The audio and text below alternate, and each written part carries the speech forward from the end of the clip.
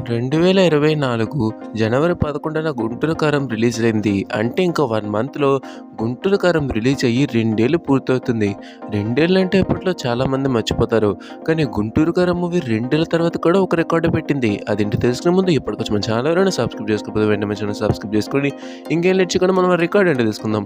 'గుంటూరు కారం' movie satellite rights Gemini TV తీసుకుందని అందరికీ తెలిసిందే. అది కూడా భారీ అమౌంట్‌కి. మరి అంత అమౌంట్‌కి న్యాయం చేయాలంటే మంచి టీఆర్పీ రావాల్సి ఉంటుంది. మరి ఫస్ట్ టైం టెలికాస్ట్ చేసినప్పుడు ఎంత టీఆర్పీ వచ్చిందో తెలుసా? 9.23 టీఆర్పీ వచ్చింది. 2024లో రిలీజ్ అయిన మూవీస్‌లో హైయెస్ట్ టీఆర్పీ సంపాదించిన మూవీ 'గుంటూరు కారమే'.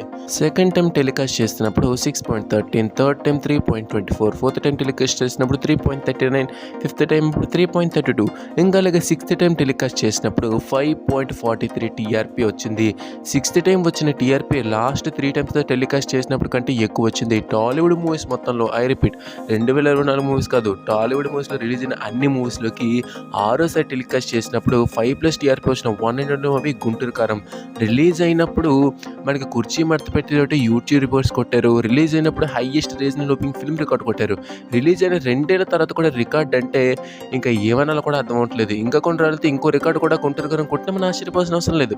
మరి దీనిపై మీ అభిప్రాయం ఏంటో కింద కామెంట్ చేయడం మాత్రం మర్చిపోకండి. ఈ వీడియో మీకు నచ్చినట్లయితే లైక్ చేయండి, షేర్ చేయండి. ఇంకా మన ఛానల్ సబ్స్క్రైబ్ చేసుకోండి. Thanks for watching video. జై హింద్.